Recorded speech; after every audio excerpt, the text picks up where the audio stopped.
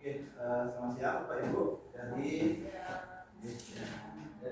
kali ini terkait juga dengan kegiatan pemerintah, bagaimana juga tentang budaya positif. Jadi yang tambahkan, kuatkan Bapak Ibu. Jadi budaya positif di sini ada juga yang terkait tentang disiplin positif, motivasi perilaku manusia. Jadi budaya positif itu diambil dari mana? Jadi seorang guru memiliki kemampuan dalam mewujudkan budaya positif sekolah. Jadi kita memiliki kekuatan itu di mana nanti konsep-konsepnya itu ada yang tadi disebutkan tentang disiplin positif, hukuman, konsekuensi restitusi, keyakinan sekolah atau kelas. Jadi tidak hanya keyakinan kelas, tadi sudah disampaikan juga. Kita akan melakukan atau membuat kesepakatan sekolah. Yang inilah tujuannya nanti bagaimana kita akan dalam posisi kontrol dan segitiga shift. Ini beberapa istilah belum familiar di kita, nanti akan yang sampaikan lebih lanjut. Yang pertama, terkait disiplin positif, itu maksudnya adalah bagaimana disiplin positif adalah cara penerapan disiplin yang mengajarkan anak-anak bertanggung jawab dan menemukan kesadaran diri berdasarkan nilai-nilai kewajiban. Di mana disiplin diri atau disiplin positif ini dapat membuat murid memahami dan menyadari berdasarkan motivasi internal, bukan akibat paksaan, ujian, atau hukuman. Jadi disiplin positif ini diambil dari motivasi anak itu bagaimana. Yang dimana motivasi anak itu ada 3 hal. Mungkin saya akan bacakan, mungkin kita cermati anak-anak kita di posisi yang mana. Yang pertama, untuk menghindari ketidaknyamanan atau hukuman. Yang kedua, untuk mendapatkan imbalan atau penghargaan dari orang lain. Yang ketiga, untuk menjadi orang yang mereka inginkan dan menghargai diri sendiri dengan nilai-nilai yang mereka percayai. Kalau menurut Bapak Ibu, anak-anak kita di mana?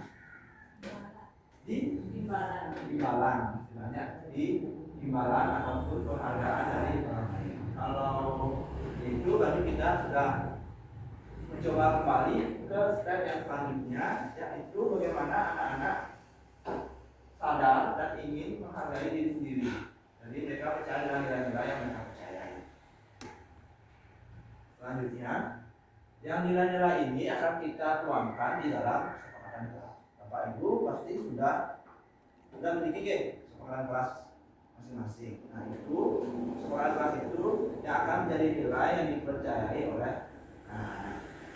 Adapun yang selanjutnya tadi disebutkan juga anak yang motivasi atau berkegiatan itu karena hukuman. Pertama, hukuman itu bersifat satu arah dari pihak guru yang memberikan. Jadi hukuman itu bersifat satu arah. Kita yang memberikan hukuman. Jadi tanpa siswa mengetahui kenapa hukuman itu apakah sesuai atau tidak dengan pelanggarannya. Kemudian yang kedua, dalam konsekuensi di mana disiplin dalam konsekuensi sudah berencana. Jadi kita sudah menyepakati bersama konsekuensi yang akan diterima oleh anak-anak jika tidak melakukan ini atau tidak pun melakukan kesepakatan yang kedua. Yang ketiga ada restitusi.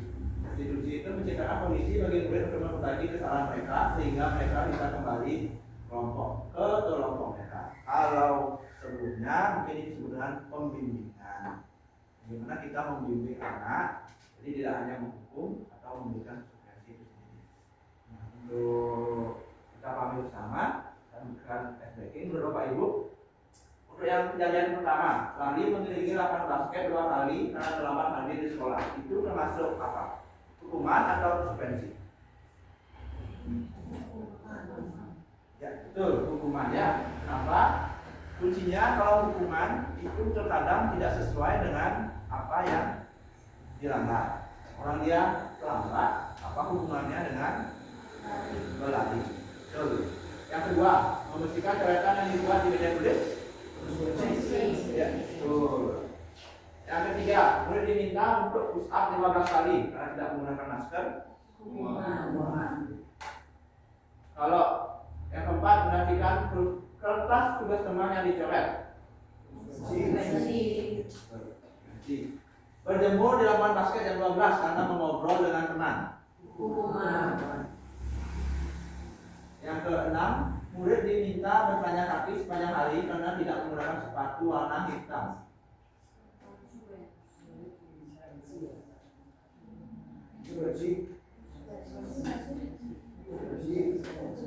Misalkan dia pakai sepatu putih di sekolah, bukan sepatu putihnya, harus pakai sepatu di sekolah. Sama. Menurut Bapak Ibu itu gimana Pak?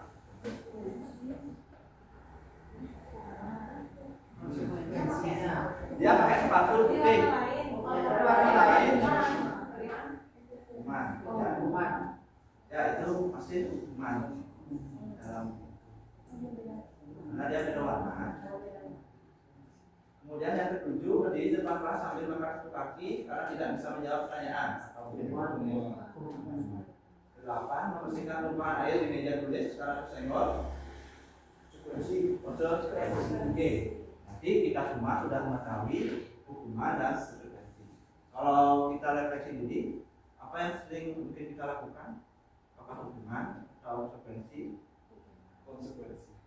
Oke, masih ada konsekuensi, masih ada hukuman, tidak apa-apa. Mari kita belajar bersama. Saya pun pernah diberikan hukuman. Jadi ya tidak sesuai dengan apa yang dilakukan. Karena kita sudah sama-sama paham, jadi kita akan bagaimana membentuk hukuman ataupun konsekuensi itu agar sesuai.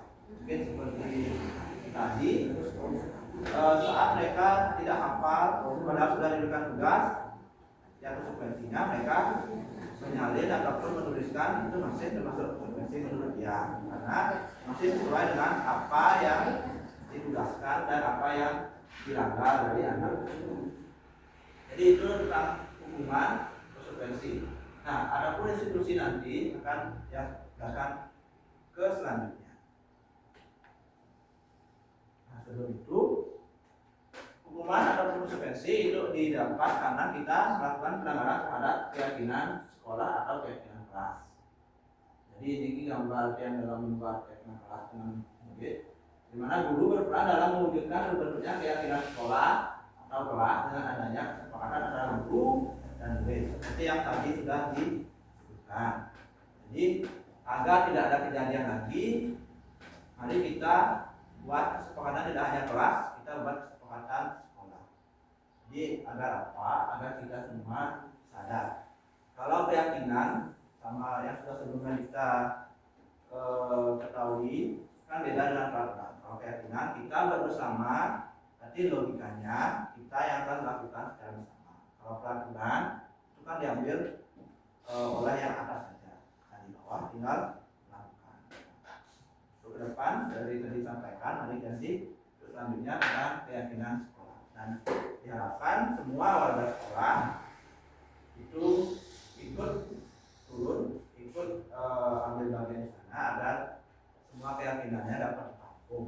Di mana keyakinan sekolah atau kelas itu adalah pernyataan yang dipercaya, yang mudah diingat dan mudah dipahami dan harus diterapkan di lingkungan sekolah. Jadi karena sudah disampaikan bersama, berarti harus dilakukan secara bersama juga. Itu tentang keyakinan sekolah atau keyakinan kelas. Selanjutnya, jadi pelanggaran-pelanggaran itu sebenarnya ada karena kebutuhan dasar anak itu tidak terpenuhi. Nah, di sini dia ada beberapa kata yang hitam. Mungkin ada yang bisa mengisi. Untuk yang pertama mungkin apa? Oke, udah. Kalau yang kedua?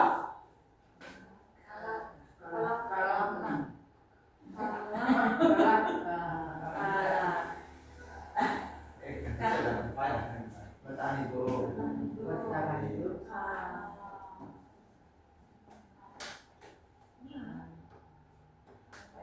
Yang kedua, kebutuhan dasar dari anak, dari orang tua karena masih saya.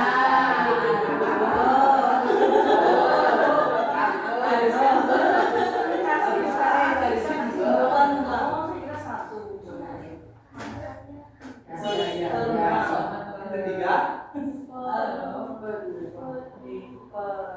pelukan.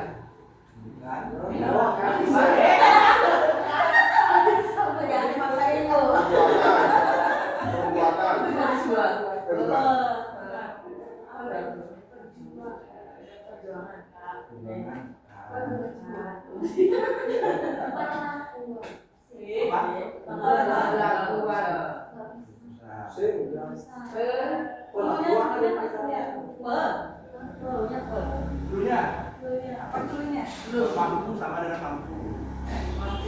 Ya mampu ini.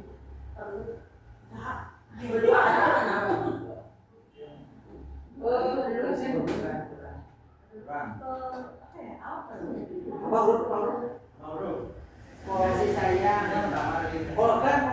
Lu satu huruf lagi.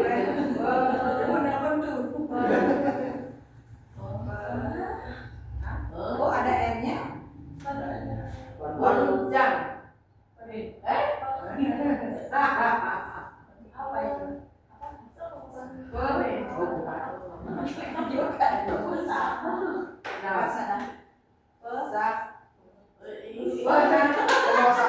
Ya, penguasaan. Penguasaan. Ada kemampuan, Cari Devan Penguasaan. Saya bilang Kalau ada lupa, apa? kebebasan. Ya, Krisna sekali dia kebebasan. Ya,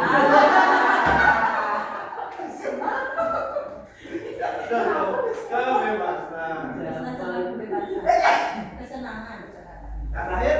Kesenangan. Kita suka senang-senang. Iya. Jadi kebutuhan anak itu kenapa juga bisa terjadi pelanggaran? Pasti kita lihat ke belakang lagi bagaimana kebutuhan dasarnya. Contohnya ada bertahan hidup. Bertahan hidup itu seperti mungkin di rumahnya lapar, belum makan, ke sekolah, belajar tidak fokus. Nah, itu berarti kan kebutuhan dasarnya dalam bertahan hidup belum terpenuhi. Itu memang jadi kendala juga. Kedua, kasih sayang. Ada yang di rumahnya kurang kasih sayang, ada yang ke sekolah jadinya seperti di kelasnya, seperti berputra. Yang kasih sayangnya kurang di rumah, ke sekolah menjadi kasih sayang perhatian. Itu namanya kebutuhan. Berarti kenapa anak tersebut kadang terlambat, kadang tidak bisa tahu? Mungkin kebutuhan dasarnya belum terpenuhi. Ada yang ketiga yaitu penguasaan. Ya, karena tidak mampu, tidak mengerti, sudah diberitahu sulit, ya berarti itu yang memang belum diterima sesuai dengan kebutuhannya. Keempat, kebebasan. Ada kejadian mungkin juga atau yang pernah yang lihat karena anak-anak itu dikekang di rumah, tegang di rumah, aturannya segala macam, ke sekolah dan dia melampiaskan melakukan hal yang sebebas-bebasnya. Itu ada juga kan kejadian narkoba pun ada yang seperti itu juga. Ternyata di luar dia berbeda dengan di rumah, itu ada hal yang tidak sesuai dengan kebutuhannya. Yang kelima, kesenangan. Mungkin dia memang kurang kesenangannya, belum terpenuhi. Mungkin kadang-kadang nyambung juga dengan kebebasan. Itu yang dicari di sekolah, jadinya dia ke arah yang salah. Jadi mari kita lihat kembali apa sebenarnya yang kurang dari anak itu. Maka dari itu tidak hanya sekedar hukuman atau konsekuensi, itu yang diperlukan dari restitusi itu sendiri, pembimbingan. Jadi kita lihat gimana sih latar belakang anak-anak itu. Jadi yang sudah kita lihat di sini, sudah saya lihat sebenarnya sudah kita semua sudah mencoba melakukan itu, sudah berusaha melakukan itu. Mari kita lanjutkan dan optimalkan. Ya. Selanjutnya,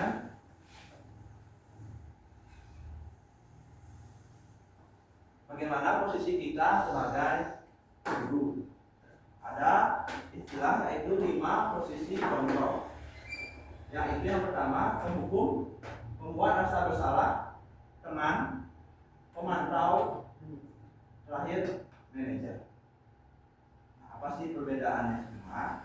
Kalau yang sebutkan seperti ini, mungkin ada yang mau menyebutkan apa kira-kira yang sering kita atau Bapak Ibu identitas dirinya, apakah penghukum atau membuat rasa bersalah atau teman atau pemantau atau manajer mungkin ada yang bisa mungkin ada belum saya sampaikan. Mungkin kalau di yang belum sampai ke posisi manajer pastinya dia masih kadang-kadang sebagai teman, sebagai pemantau ataupun penghukum pastinya ya. Ini pun karena kondisi kita sendiri, karena tidak stabilnya kondisi emosional kita akan merubah kita menjadi penghukum ataupun pembuat rasa bersalah. Jadi seperti apakah yang kelima itu kan yang sampaikan di sini, kualitas ini yang sampaikan ini. Jadi identitas yang masih dianggap gagal di sini dan sebenarnya bisa kita perbaiki, yaitu penghukum dan pembuat rasa bersalah, di mana itu akan menyebabkan anak menghindari hukuman. Yang kedua itu identitas berhasil, jadi di mana itu nantinya siswanya cenderung akan mengharapkan imbalan ataupun ketergantungan dengan orang lain. Yang terakhirlah itu yaitu yang diharapkan sebagai manajer. Cirinya untuk penghukum masih semua sudah tahu. Untuk pembuatan bersalah itu biasanya seharusnya kamu seperti ini, kecewa atau bapak kecewa dengan kamu, itu berarti adalah sebagai pembuat rasa bersalah. Atau sebagai teman membuat alasan-alasan untuk muridnya. Kemudian yang pemantau menghitung atau mengukur. Maksudnya menghitung atau mengukur. Contohnya kita punya kesepakatan kelas ini, yang mana kamu salah ini, nanti konsekuensinya ini ya. Itu berarti kita sudah jadi pemantau. Itu. Kalau yang terakhir mengajukan pertanyaan. Sebenarnya agak mirip, akan membingungkan dengan pemantau, tapi kuncinya adalah manajer itu bertanya, kenapa kamu seperti ini dan apa yang akan kamu lakukan? Itu sebenarnya. Kita memantau apa kesalahannya dan kita lebih ke bertanya. Di mana perkataannya sudah disebutkan sini, kamu seharusnya itu lakukan bersalah. Kalau teman, ayo lakukan demi ibu. Ayo lakukan demi kelas agar lebih baik kelas kita. Itu untuk teman. Masa kamu tidak mau? Ingat, tidak ibu pernah bantu, kita pernah bantu atau kita pernah ngajar, itu. Kemudian yang pemantau, apa peraturannya? Kemudian manajer, kita akan mengingatkan kembali apa keyakinan kita, yang mana kamu salah itu berarti dia akan menyadari kesalahan sendiri. Oke, itu kuncinya. Oke. Dampaknya nantinya untuk penghukum yaitu mengulangi kesalahan, untuk pembuat rasa bersalah dia akan merasa rendah diri, untuk teman dia akan merasa lemah, tidak mandiri, tergantung karena apa-apa mungkin sama dirinya, mungkin seperti itu. Kemudian pemantau menitik beratkan pada sanksi atau hadiah untuk dirinya. Di anak-anak itu ingat apa hadiahnya, di rewardnya atau apa nanti konsekuensinya itu. Kalau manajer mungkin niatnya atau nanti dampak yang diharapkan adalah mengevaluasi. Jadi anaknya akan sadar sendiri. Mungkin itu yang bisa saya sampaikan terkait 5 faktor. Di manakah kita sekarang itu tidak masalah. Mari kita saling atau kita coba melihat kembali apa saja posisi kita dan mencoba menjadi lebih baik. Oke. Seperti itu. Untuk selanjutnya, bagaimana agar menjadi manajer tersebut akan ada namanya segitiga restitusi, yaitu kalau istilah sebelumnya itu adalah pembimbingan yang dimana nantinya ada stabilitas identitas, validasi tindakan yang salah. Ketiga, menanyakan keyakinan. Nah, ini yang coba lakukan memang karena tugas yang harus dia lakukan. Yang terkait segitiga restitusi ini, yang pertama menstabilkan identitas. Jadi lakukan untuk menambahkan prinsip bahwa membuat kesalahan itu adalah bagian dari proses pembelajaran yang nantinya akan menggeser identitas gagal ke arah yang identitas yang sukses. Di mana kuncinya itu adalah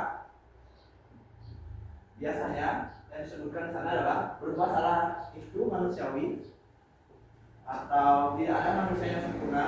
Kita pasti bisa menyelesaikan permasalahan ini atau kata-kata yang selanjutnya. Nah, itu biasanya ciri bagaimana kita melakukan menstabilkan identitas itu sendiri. Jadi awalnya kita akan bagaimana anak itu salah, ya kita anggap itu memang kita bisa menyadari itu salah, kita anggap itu memang manusia yang pernah salah, itu kita. Barulah selanjutnya kita akan memvalidasi tindakan yang salah, dimana itu adalah perilaku yang berupaya memenuhi suatu kebutuhan tertentu sehingga guru atau orang tua bergeser dari pemikiran timbul respon menjadi pelaku. Kita akan lebih mengenali dan mengakui kebutuhan individu. Maksud dari sini, mungkin langsung ke contoh pertanyaannya biar lebih mudah dipahami. Kamu pasti punya alasan mengapa melakukan. Seperti yang tadi, sebenarnya apa yang penting bagi kamu? Kamu boleh tetap berusaha untuk menjaga sikap itu, tapi tambahkan sikap yang lain, yang baru atau yang lain. Maukah kamu belajar cara lain untuk mendapatkan kebutuhan yang kau sekali yang mukul anak tersebut, kita tanyakan memang mukul itu salah, memang salah, dan kemudian bagaimana bisa itu terjadi. Karena kan saya sudah sering lihat teman-teman sudah menanyakan kenapa mukul seperti itu sebenarnya sudah menerapkan segitu dari institusi secara tidak langsung. Kemudian yang terakhir menanyakan keyakinan, di mana itu adalah memberi pertanyaan yang bermakna kepada murid atau anak untuk memunculkan motivasi secara intrinsik dan mampu mengaitkan keyakinan dengan tindakan yang salah. Maksudnya, misalkan dia sudah salah memukul, kita akan menanyakan apa yang akan kalian yakini dan apa yang kalian perbuat nantinya. Seperti apa nilai yang kita percayai, kita anggap anak tersebut mengingat kembali apa yang sudah disepakati. Maka dari itu pentingnya kesepakatan kelas dan kesepakatan sekolah agar kita semua ingat atau kita punya dasar bagaimana membimbing seseorang tersebut. Kalau kita tidak punya kesepakatan, artinya kan bingung. Jadi gimana kita akan bicaranya? Kita belum ada punya kesepakatan. Jadi kan boleh saja mungkin itu prinsip yang dipakai. Itu yang menjadi kenal, ya. Kamu ingin jadi seperti apa? Apa yang kamu rasakan ketika kamu melakukan itu? Jadi kita tanyakan. Nah ini memang pilihan diskusi berat, tapi memang dan juga tidak bisa langsung terjadi kesalahan langsung kita terapkan. Pastinya sulit ya karena emosi kita masih tinggi. Nah itu perlu distabilkan terlebih dahulu. Karena kalau sedang emosi yang tinggi, saya pun rasanya sulit menahan itu agar kita bisa berdialog. Karena setidaknya diskusi ini adalah pentingnya adalah dialog. Kalau dalam kondisi panas emosinya itu akan sulit terkait ketika diskusi ini akan diterapkan. Nah, mungkin itu beberapa budaya positif yang bisa kita lakukan. Yang review kembali guys. Yang pertama ada kesepakatan kelas atau kesepakatan sekolah. Kemudian ada juga posisi kontrol kita sebagai guru. Apa yang akan kita capai, apa tujuan yang ingin kita dapatkan nantinya. Kemudian yang terakhir terkait pendidikan institusi, bagaimana pembimbingan kepada siswa tersebut. Apakah ini hanya untuk bermasalah nantinya, nanti akan juga bisa dialog itu untuk siswa-siswa yang memiliki kemampuan yang atau nanti sebelumnya pernah disampaikan tentang coaching. Ya, itu tentang budaya positif. Mungkin ada yang ditanyakan dari Bapak Ibu. Silakan. Mungkin masih bingung hukuman dan konsekuensi itu seperti apa? Bagaimana membuat konsekuensinya? Boleh. Ya, kita diskusi bersama. Ada yang mau bertanya? Tadi mungkin ada bertanya tadi. Ada yang sudah sempat coba jawab di PNM, tapi aksi nyatanya dia belum buat. Makanya tadi pas dia menjelaskan tentang restitusi, itu ingat ternyata restitusi itu membangkitkan kesadaran dari diri sendiri. Itu intinya. bikin dulu nanti ada siapa bikin saya makanan ya Pak Surya mau jadi contoh satu mungkin Pak Surya sebagai murid dia sebagai gurunya kenapa seperti apa sih institusi itu sendiri ya mungkin buat kesalahan mungkin apa mungkin Pak tadi apa kasih oke, yang pertama biar ingat bersama yaitu menstabilkan identitas. Oke, ini contohnya. Nah, ya Surya, ya kenapa ini? Bapak tahu buka sepatu itu biar nggak ada. Apa buka sepatu? Karena sepatu keseharian Pak panas kalian. Kenapa harus buka sepatu ini bro? Kalian? Biar ringan ya ringan ya masuk apa masuk maksudnya kalau pakai sepatu nggak bisa nanti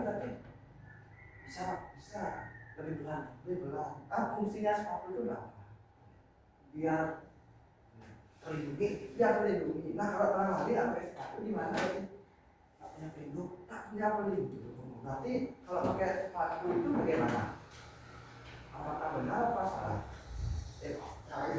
sudah. Nah, kalau peraturan kita masih ingat nggak? Pakai apa saja biar seragamnya? Pakai seragamnya. Kalau di sini pakai apa? Bajunya putih merah. Kaosnya pakai apa kaosnya? Putih. Pakai sampo, pakai topi. Pacara. Sepatu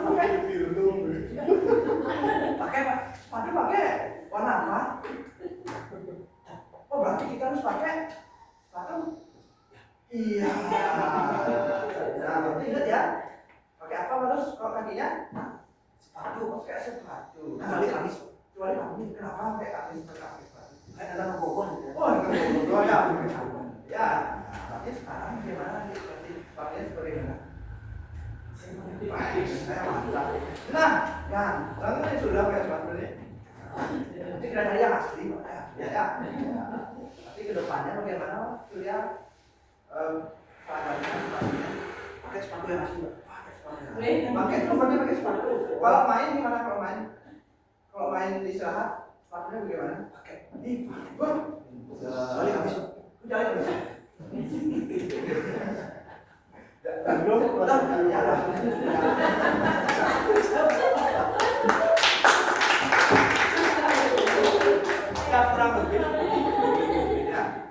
Maka kita bisa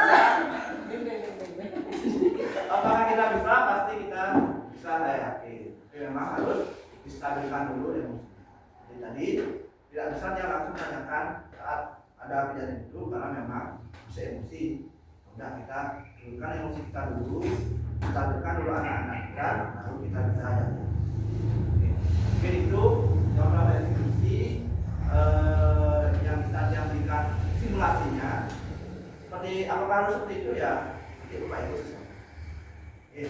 Apakah urutannya harus seperti itu? Disesuaikan. Ya, karena Bapak Ibu punya kemampuan masing-masing, punya keahlian masing-masing dibandingkan saya pastinya. Mari kita coba saja. Itu terkait dengan ada tanyakan atau sharing? Tidak ada? Kalau tidak, mungkin silakan. Apa perbedaan kesepakatan kelas dengan keyakinan kelas? Kesepakatan kelas dengan keyakinan kelas. Secara prinsip atau konsep sebenarnya sama. Ya.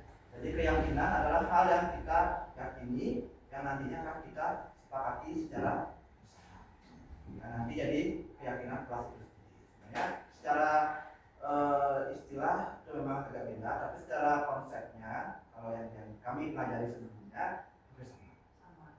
Yang penting tidak sebagai peraturan. Itu ada dari guru, tidak boleh ini, tapi tidak ada penjelasannya, tidak ada yang ini.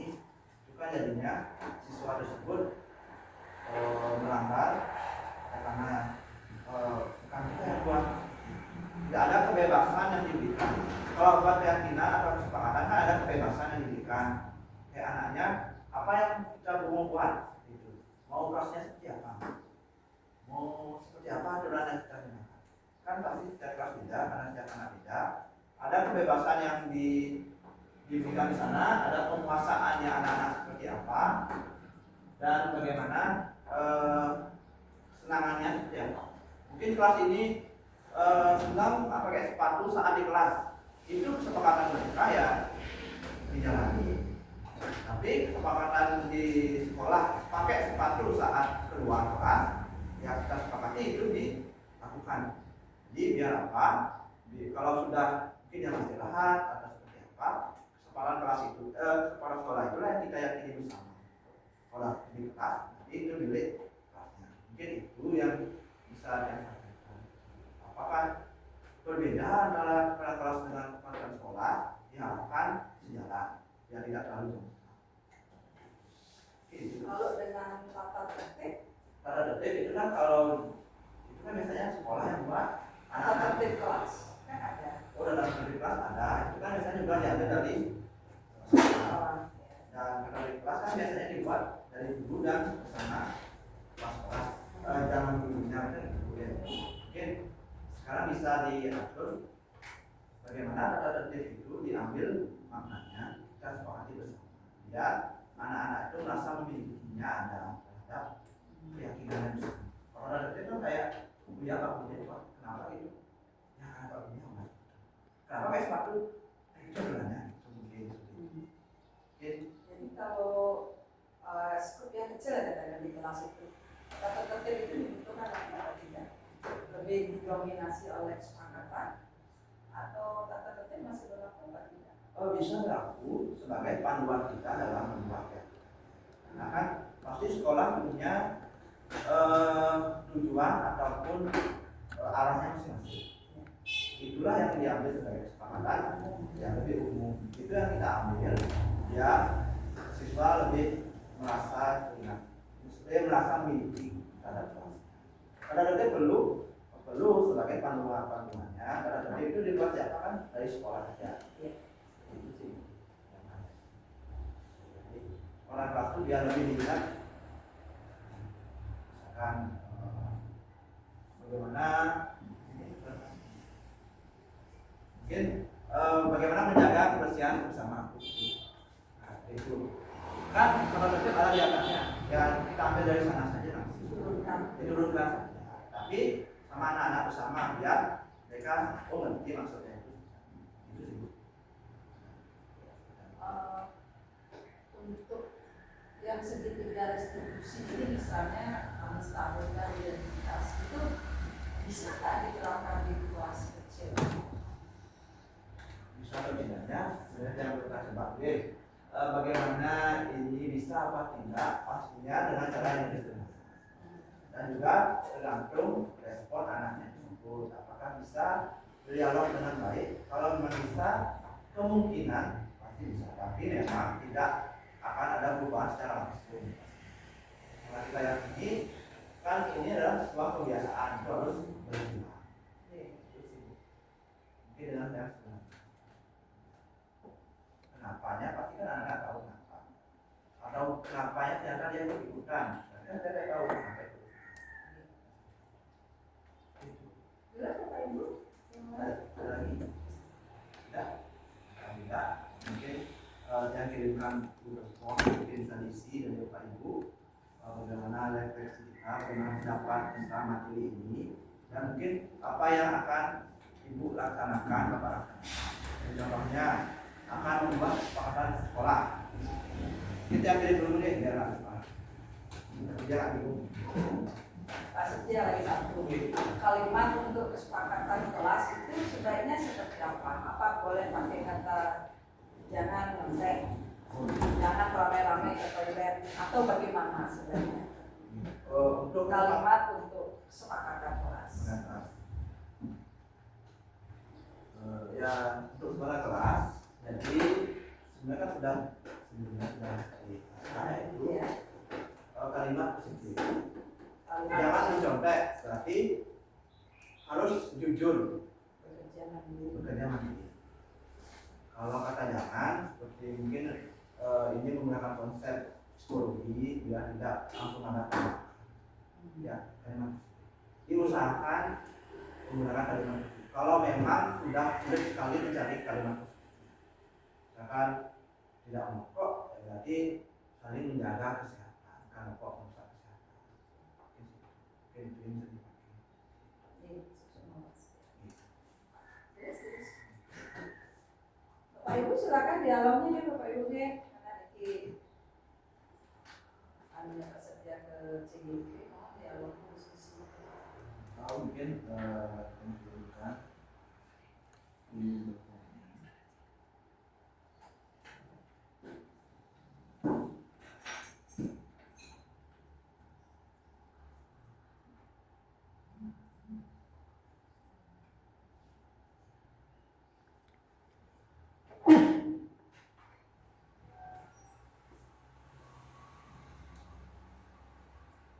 begini. Nah, di sana ada beberapa pertanyaan. Nah, baik.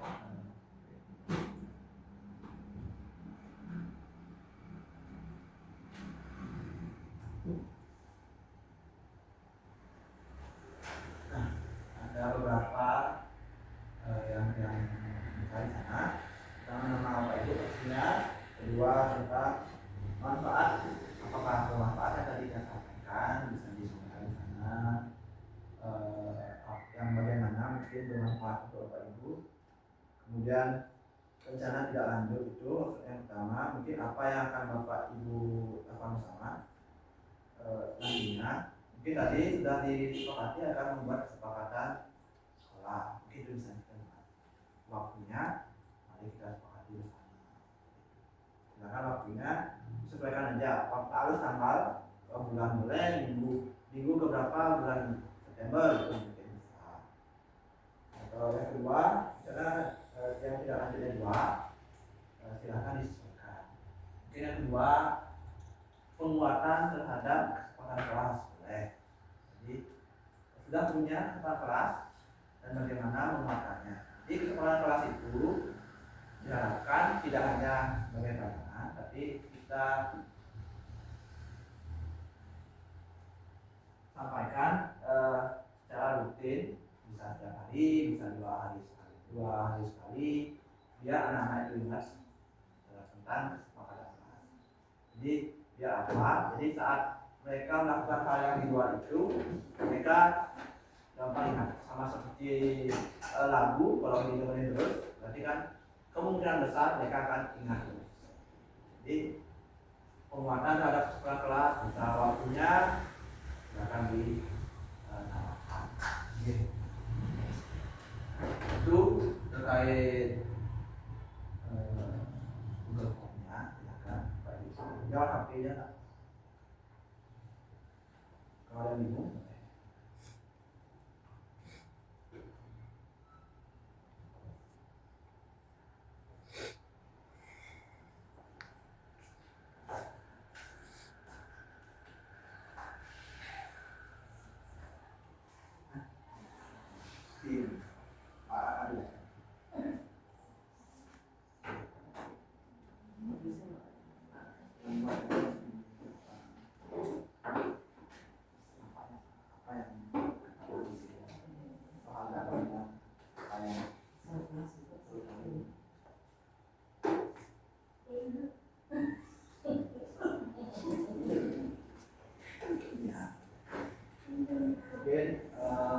Belum ada kesempatan kelas ternyata bisa dibuat tidak lanjutnya membuat kesempatan kelas. Maka ditempel mungkin di kelas mungkin belum di print kesempatan kelasnya bisa mungkin mencetak kesempatan kelasnya nanti akan dibacakan bersama-sama. Seperti itu. Jadi tidak harus yang wah atau luar biasa, dan kegiatan yang sederhana pun bisa kita lakukan. Yang penting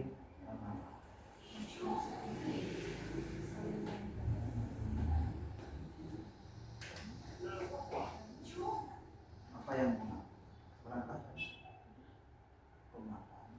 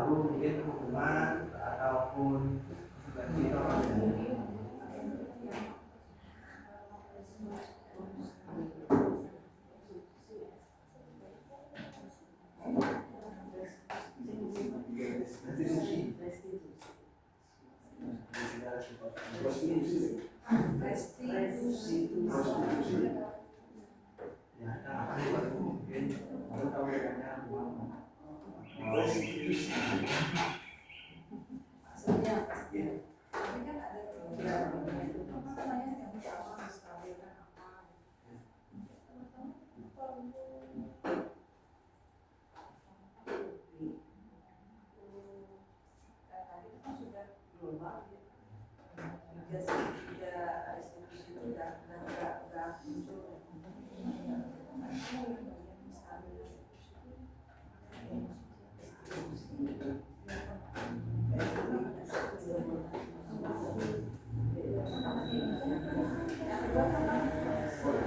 Mungkin kalau hasil keyakinan sih gampang ya.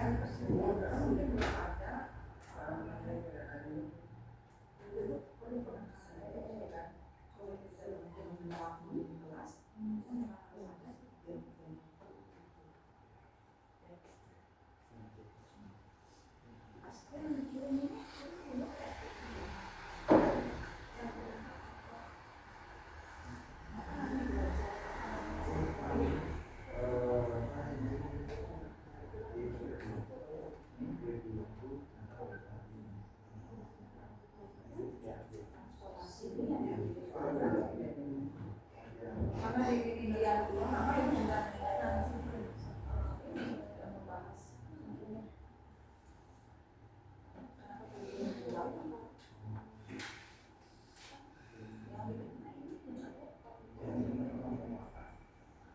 Terus pendataan disepakati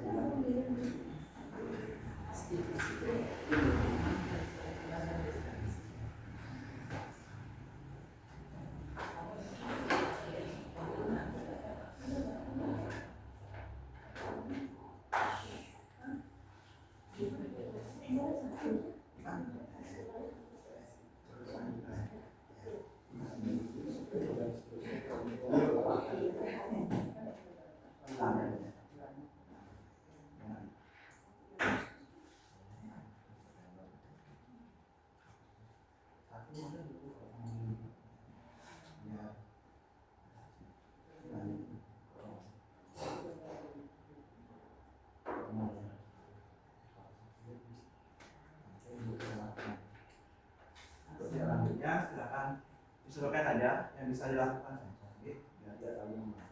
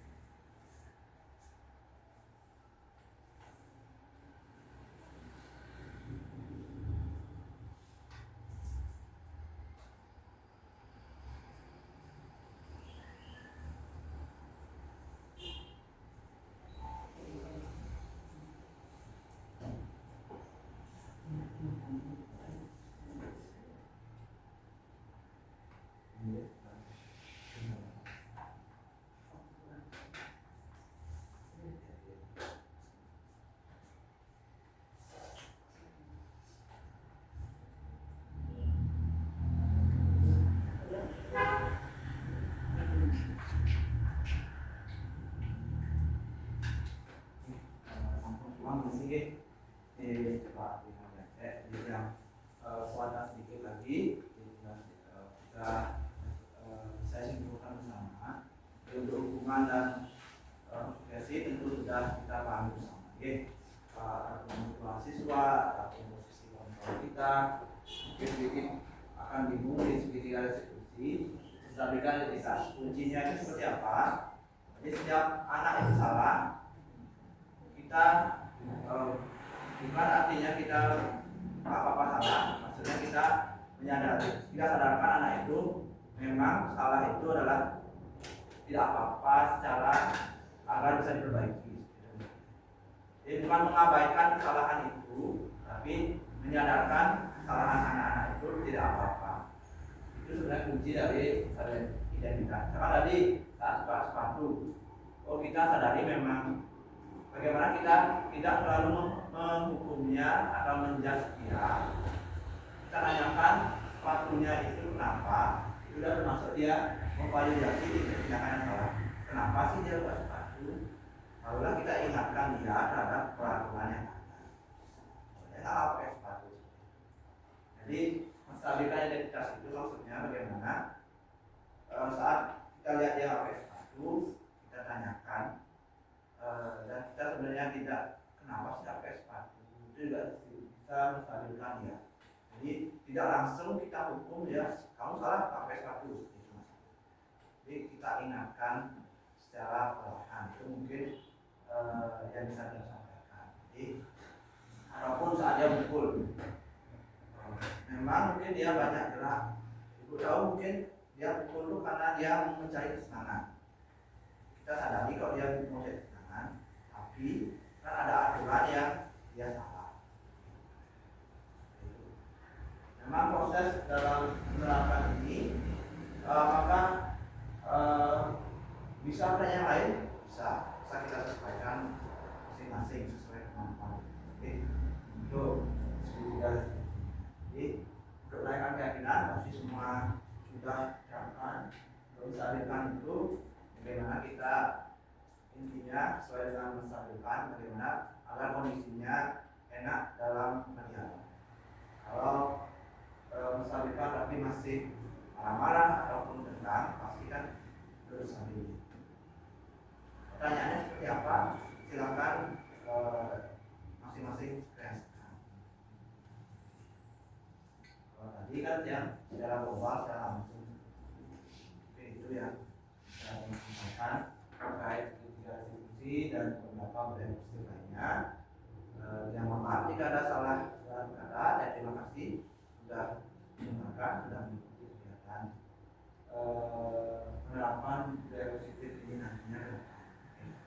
Jadi mari sama-sama kita menerapkan budaya positif di sekolah. Terima kasih Bapak Ibu. Selamat siang.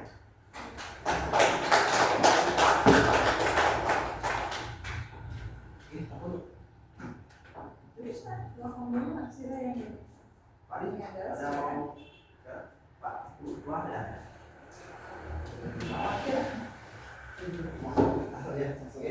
Dan untuk kegiatan formal hari ini, mungkin untuk minggu depan kegiatan apa? Mungkin kita diskusi bersama.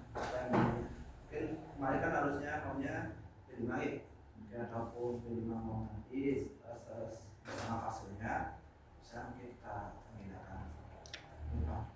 Oke, karena jadi kita ada kegiatan yang ada, jadi kita jadwalkan minggu ini.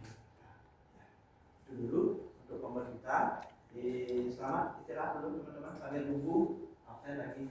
Sejam, kurang 40 menit. Terima kasih Bapak Ibu. Terima kasih.